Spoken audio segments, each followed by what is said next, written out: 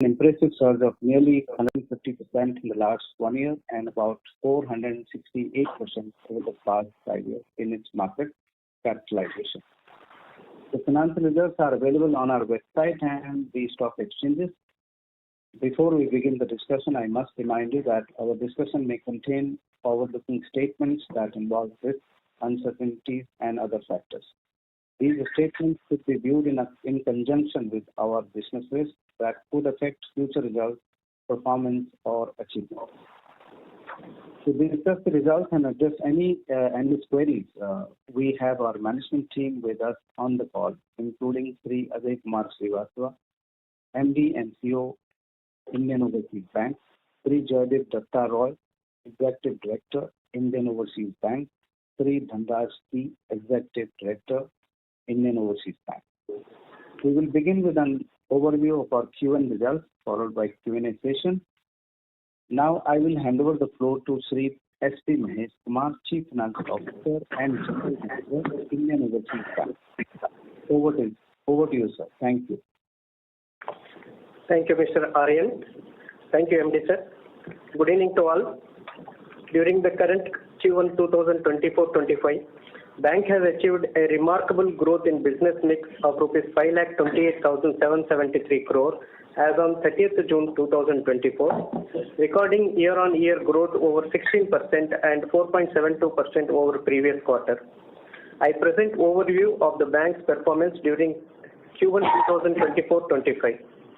CASA grown in absolute terms to rupees 1,26,000 crore with year-on-year growth of 7.93%. Total deposits growth achieved at 2.99 lakh crore as on 30th June 2024 with an impressive year-on-year growth rate of 12.97% and 4.4% over previous quarter. Gross advances year-on-year by 20.30% and by 5.06% over previous quarter and stood at 2.30 lakh crore. Operating profit registered year-on-year improvement of 24.57% at 1,676 crore. Net profit grown year-on-year by 26.47% at 633 crore. Provision coverage ratio improved to 96.96% as on 30th June 2024. Capital adequacy ratio higher at 17.82% against the regulatory requirement of 11.5%. Now, financial performance. Total income increased year-on-year by 21.52% to 7,568 crore. Overall interest income grown year-on-year by 20.48%, mainly due to growth in the advances level. Interest expenses increased by year-on-year by 32.02% due to growth in deposit levels and the borrowings increased to meet the credit demand. Net interest income increased year-on-year by 5.08% at 2,441 crore. Non-interest income improved year-on-year by 28.52% due to recoveries in return of accounts, sale of PSLC, and accrual of discount on securities and other fee income. Provisions on NPA reduced during the quarter mainly on account of reduction in the NPAs and arresting fresh slippages. Tax expense increased due to reversal of deferred tax asset and provision for income tax at overseas branches amounting to rupees 5 crores. Thus, the Bank has posted an impressive net profit of 633 crore for first quarter with improvement year-on-year by 26.6%. Cost of deposits increased to 4.95% due to offering of competitive interest rate on one deposit product of 444 days, which is attracting more deposits. Cost of funds increased due to increase in borrowings to meet the surging demand for credit. Yield on investments improved to 6.84% due to planned investments in high-yielding securities. Yield on advances improved to 8.75%, mainly due to improved margins under RAM segment in addition to marginal increase in the MCLR. There is an improvement of yield on funds to 8.11%. Return on assets improved year-on-year to 0.70%. Return on equity improved year-on-year to 14.10%. Cost to income ratio reduced to 51.76% and year-on-year reduction by 520 bps. Total advances registered a growth of 5.06% over quarter and year-on-year growth of 20.30% and stood at 2.30 lakh crores. Credit deposit ratio improved by 43 bps over previous quarter and year-on-year by 470 bps at 77.04%. Retail grown by 16.69%. These are all year-on-year figures, mainly due to improved credit growth under home loans, vehicle loans, personal loans, and other retail loans like jewel loan, deposit loan, etc. Agri growth by 35.52%. MSME grown by 18.62%, mainly due to credit growth under medium enterprises. Credit to corporate growth at 15.82%. Main focus in corporate credit is towards A-rated and above rated corporate borrowers, constituting more than 65%, and unrated accounts representing state government entities. Overseas credit grown by 5.89%. There is a reduction in the restructured accounts by 12.5% compared to March quarter. Regarding NPA management, gross NPA reduced by 6,980 crore to 6,649 crore as on 30th June 2024. Net NPA reduced by 1,436 crore to 1,154 crore. And gross NPA ratio is reduced from 7.13% last year to 2.89%. Similarly, net NPA ratio reduced from 1.44% to 0.51%. Credit cost reduced to 0.29% compared to previous quarter. Total recovery from NPA during the Q1 was 582.27 crore. Total recovery from technical written-off accounts was 364.23 crore. Provision coverage ratio improved from 94.03 to 96.96%. That is 293 bps has increased. And the provision coverage ratio excluding technical write-off also improved from 81.02 to 82.65%. And robust and continuous monitoring system has improved in controlling slippages. And slippage ratio reduced year-on-year from 0.31% to 0.13%. Slippages during Q1 2024-25 is 277 crores. Regarding capital adequacy, the focus is given towards capital light advances. Thus, despite increase in advances level, the credit risk-weight asset to advances ratio reduced to 53.91% from 54.05% last March. Overall, capital adequacy ratio improved year-on-year by 126 bps to 17.82%. And there is significant improvement in return on equity. Now, thank you very much. I now request Mr. Aryan to take it forward. Yeah, hi Siddhant. We can now open the floor for the question answer session. Thank you very much. We will now begin the question and answer session. Anyone who wishes to ask a question may press star and 1 on their touchtone telephone. If you wish to remove yourself from the question queue, you may press star and 2. Participants are requested to use handsets while asking a question. Ladies and gentlemen, we will wait for a moment while the question queue assembles.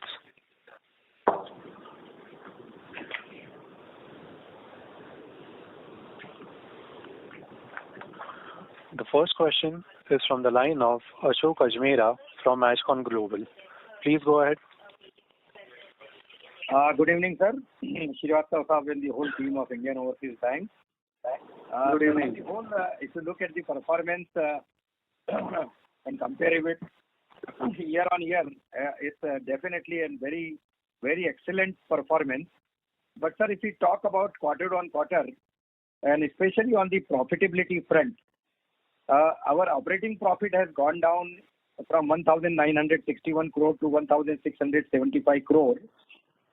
Mainly, one of the reason is that other income has gone down from 2,477 to 1,033, but part of which offsetted by the employees cost of 1,124 crore from 2,517 crore.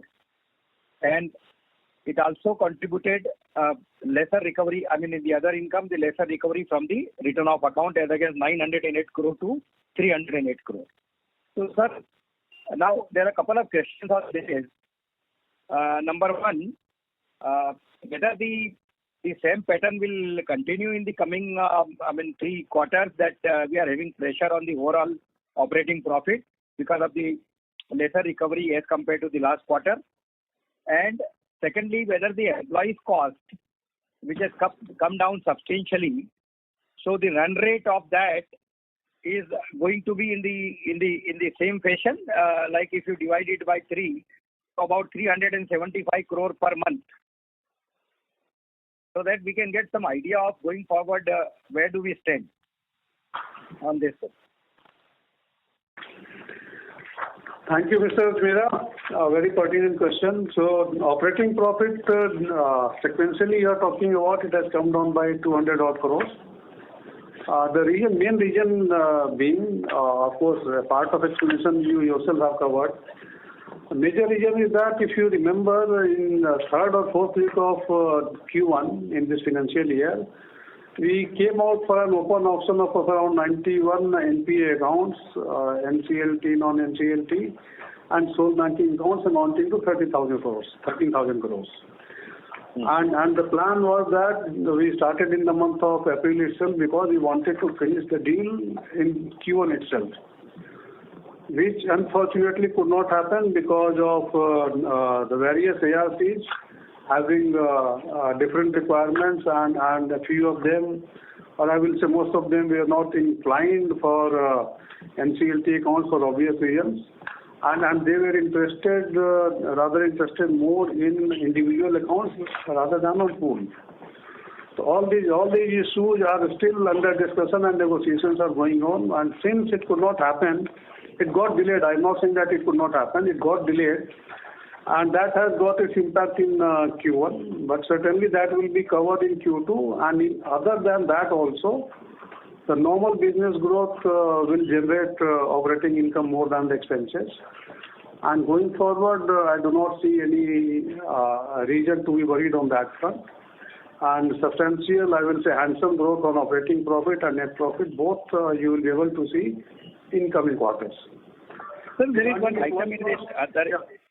Yeah, on that other income, you see 160 crore as compared to 943 crore.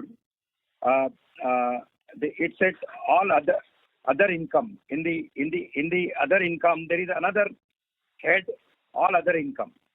So how it has substantially has come down to 160 crore? I don't remember exactly what happened in the last quarter when it was 943 crore. What is the component? Other income you are talking about? Yes. That all other income, like 160 crore as compared to 943 crore. 943, against 943 it was 160. Yeah. We'll have to go through that. We'll come back to about that breakup of 943, but year end what happens? All of us know that many charges, many things which in other Q quarters we have not been able to recover, but all these things happen in Q4. That may be one of the reasons, or maybe one of the incident will be there. What I can recollect is that maybe it will be part of, but recovery separately given 908 crores. So we will come back to you regarding that 943. And if you see year on year from 23 crores, of course it has gone to 160 crores. Maybe some from treasury also something we would have got as part of 943. So, sir, my next question comes on treasury only. That because of the change in the RBI stance, like on the classification and the valuation side of the investment book. I will stop you. In Q4, MTM of 589 crore was there. Okay.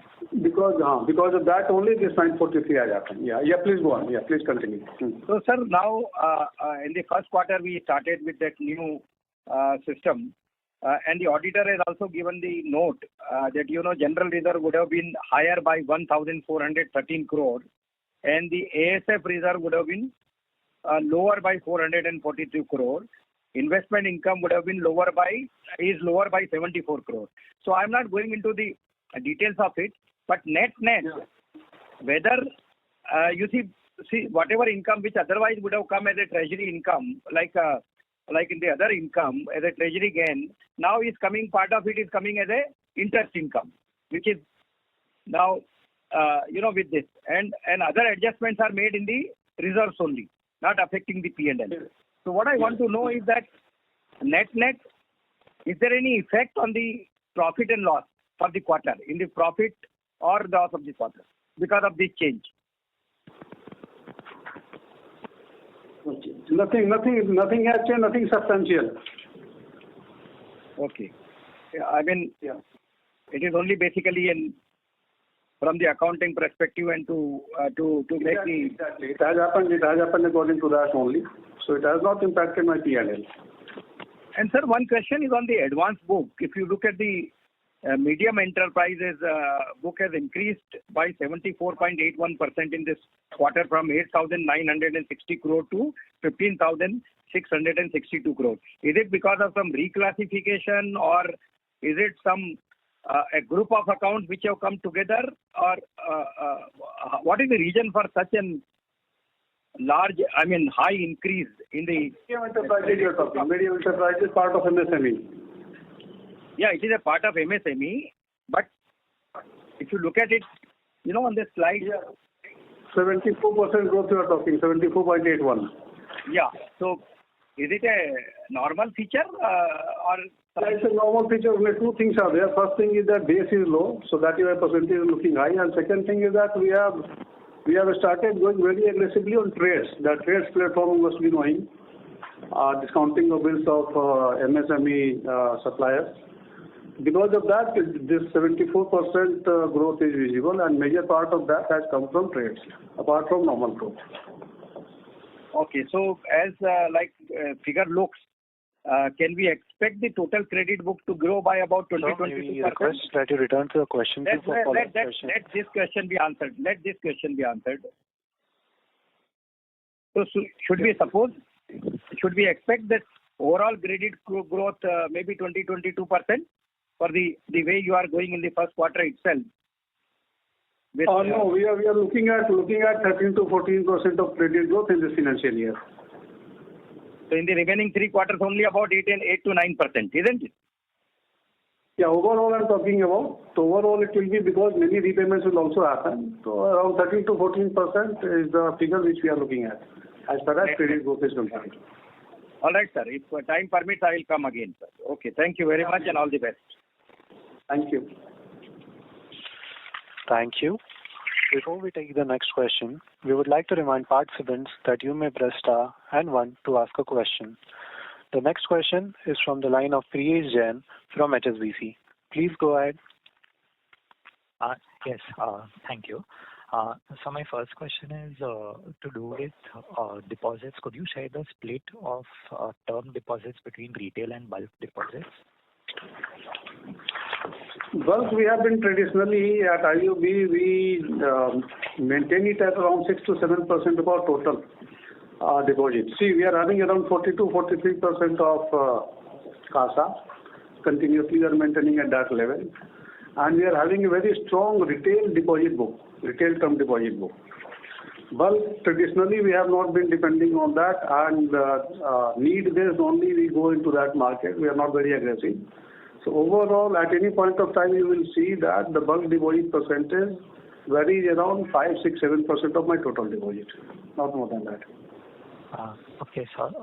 Sir, could you also give the YOY growth for the retail term deposits and the bulk deposits?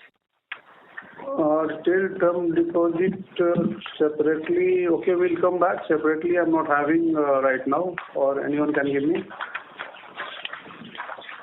Almost 16 to 17 months back, 18 months back, we started a special term deposit of 444 days. Retail term deposit, and since February this year, we increased rate of interest on that to 7.30, which today also is the highest. And we have been successful in garnering around 40,000 crores of retail term deposits over a period of last 18 to 19 months, which is very much stable and is going strong. So retail term deposit year-on-year growth, give me some time, I will come back. Department is working on that. But growth will be in double digit only, that is what I can tell you. Okay, so fair enough. Also, like I just wanted to understand why has the borrowings increased by 9% this quarter if we are relying on retail term deposits? Obviously, you in fact, we all know there is scarcity of deposit in the market, and the entire industry is struggling with as far as deposit growth is concerned.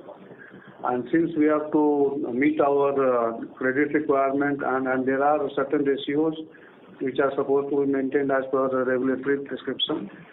So need based, wherever we see that some gap is there, some requirement is there, we need based, we go to market and do that borrowing.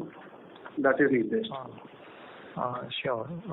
Okay, sir, you shared the loan growth guidance. Could you also share the guidance for FY25 for the deposits growth, the margins?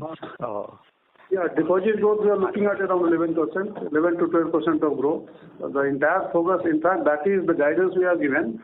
But internally we are working for deposit growth more than credit growth. So that is the plan for this year, and hopefully we'll be able to do that.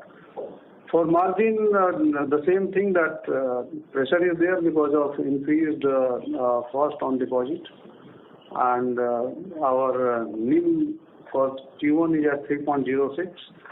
We intend to maintain it at around 3.10. Okay. Okay. So those are my questions. Thank you. Thank you. Thank you. The next question is a follow-up question from Ashok Ajmera from Edgecon Global. Please go ahead. Thank you. Thank you for giving the opportunity again.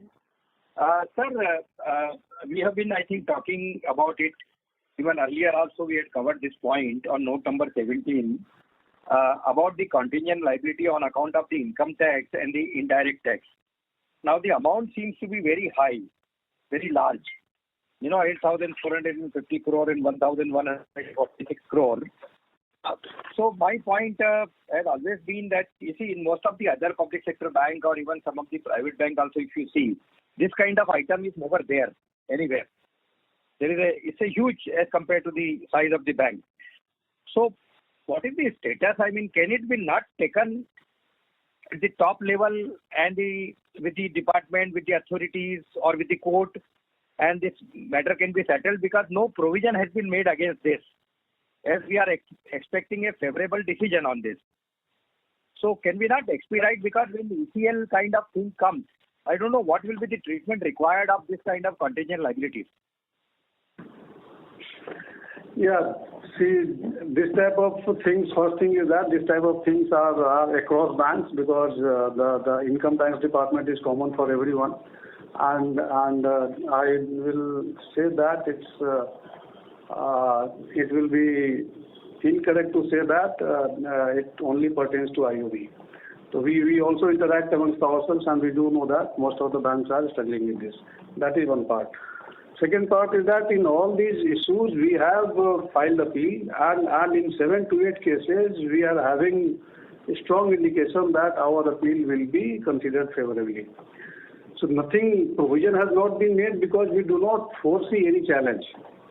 We do not foresee any challenge that whatever demand has been raised by the authorities, entire 100% will fall back on the bank. That is not going to happen. We are having our own reasons, justifications to believe that. Accordingly, we do not feel that it's any thing of concern going forward. Okay. Of course, because we didn't find this kind of things in the auditor's note in some of the banks. I mean, you can also look at it. It's a very clearly mentioned in the note by the auditors in the accounts, which we somehow, because we also track them very closely. Anyway.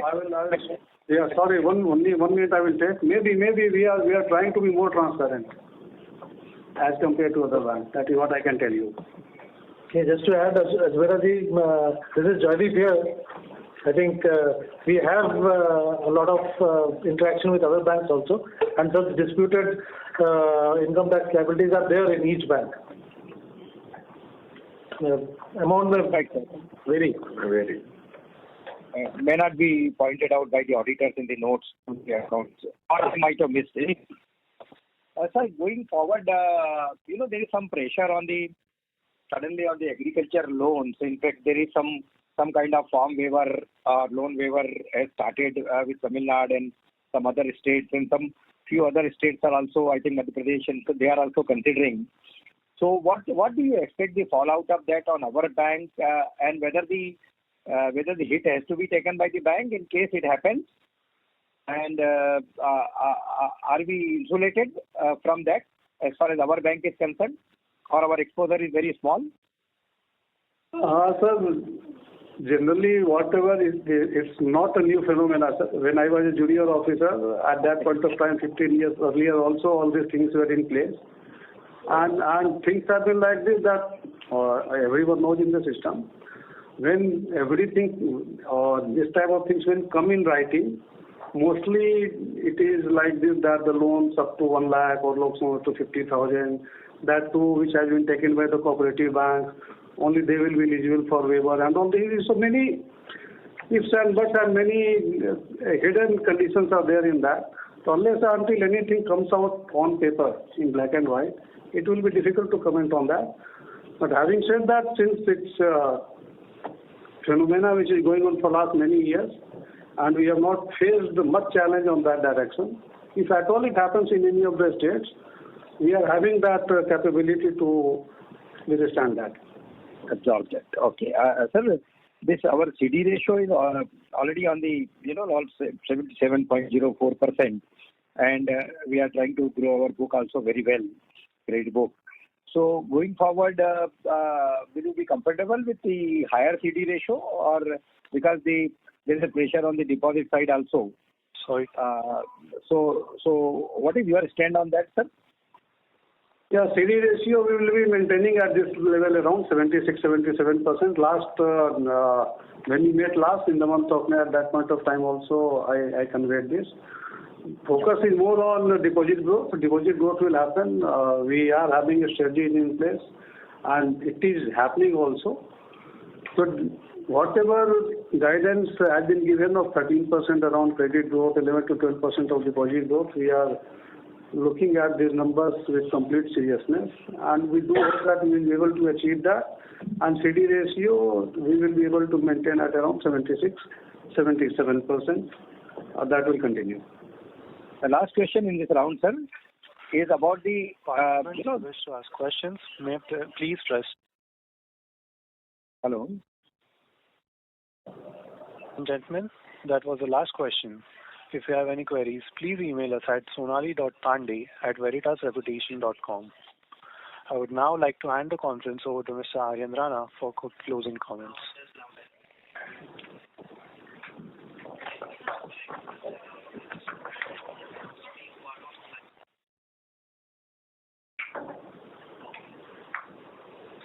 Mr. Rana, you can go ahead with the closing comments, please.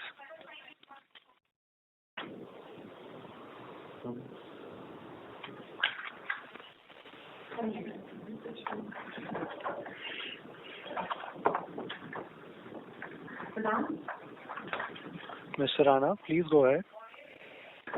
Can you hear me? Yes, sir. Yeah, thank you so much, Siddhant, and thank you to the management team out there. Indian Overseas Bank is going through a significant phase of growth, and we are hopeful of a fantastic year ahead. On behalf of our Board of Directors and Management, we thank you all for your participation in this call. Have a great time ahead. Thank you. On behalf of Indian Overseas Bank and Veritas Reputation, that concludes this conference. Thank you for joining us, and you may now disconnect your lines. Thank you. Thank you.